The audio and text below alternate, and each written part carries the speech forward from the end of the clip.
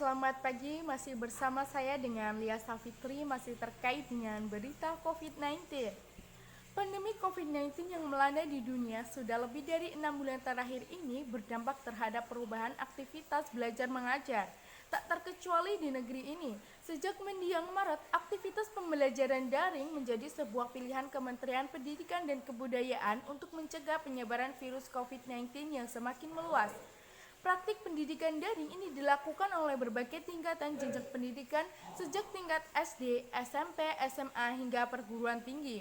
Tidak ada lagi aktivitas pembelajaran di ruang-ruang kelas sebagaimana lazim dilakukan oleh tenaga pendidik, guru maupun dosen.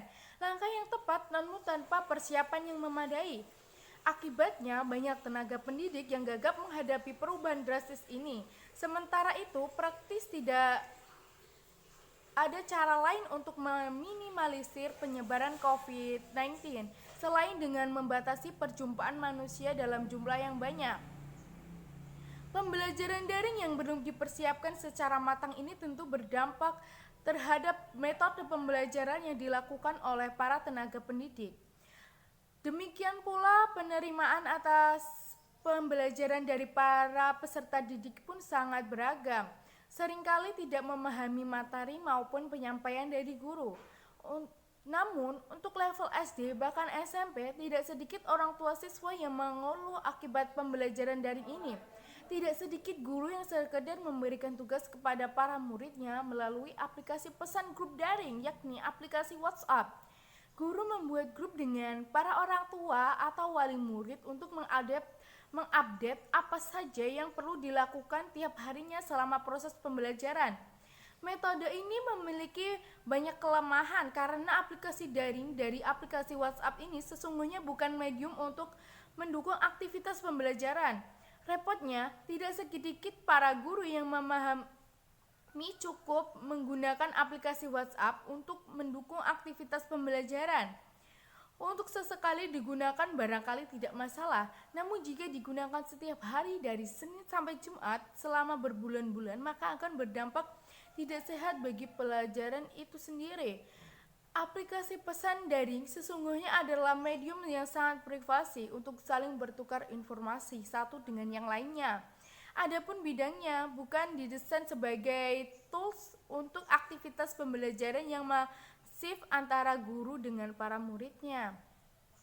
Hambatan-hambatan dalam pelaksanaan pembelajaran daring yaitu pertama penguasaan teknologi yang masih rendah. Harus diakui bahwa tidak semua guru melek terhadap teknologi, terutama guru-guru generasi X yang pada masa mereka penggunaan teknologi belum begitu masif. Yang kedua yaitu keterbatasan sarana dan prasarana. Kepemilikan perangkat pendukung teknologi juga menjadi masalah tersendiri karena tidak semua orang tua mampu memberikan fasilitas teknologi kepada anak-anaknya dan ketidaktahuan orang tua dalam membimbing anaknya untuk pemanfaatan teknologi dalam pembelajaran. Yang ketiga yaitu jaringan internet. Pembelajaran daring tidak terlepas dari penggunaan jaringan internet. Tidak semua wilayah sudah terkoneksi ke internet. Kalaupun ada yang menggunakan jaringan seluler, terkadang jaringan tidak stabil karena letak geografis masih jauh dari jangkauan sinyal seluler. Yang keempat yaitu biaya. Jaringan internet yang sangat dibutuhkan dalam pembelajaran daring menjadi masalah tersendiri. Kuota yang dibeli untuk kebutuhan internet menjadi melonjak dan banyak di antara guru dan juga orang tua siswa yang tidak siap menambah anggaran dalam menyediakan jaringan internet. Solusi untuk penggunaan WhatsApp sebaiknya tidak dilakukan setiap hari, di mana guru bisa memanfaatkan aplikasi yang sudah disediakan, di mana seperti aplikasi Classroom ataupun Zoom ataupun Google Meet. Nah, di situ bisa dimanfaatkan sebaik-baiknya. Yang kedua yaitu peran kepala sekolah dalam mendorong para pendidik dan tenaga kependidikan untuk melek iptek di masa pandemi ini merupakan salah satu kunci penting dalam pelaksanaan pembelajaran daring atau pembelajaran jarak jauh.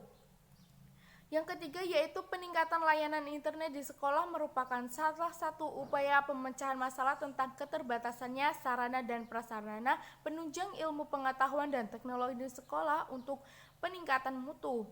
Yang keempat yaitu Diperlukannya komitmen dari orang tua agar bersedia meluangkan waktu untuk mendampingi anak didik mereka ketika melaksanakan kegiatan pembelajaran, di mana setidaknya orang tua tidak tahu cara menggunakan teknologi tersebut. Orang tua juga mampu harus mendampingi anak didik mereka.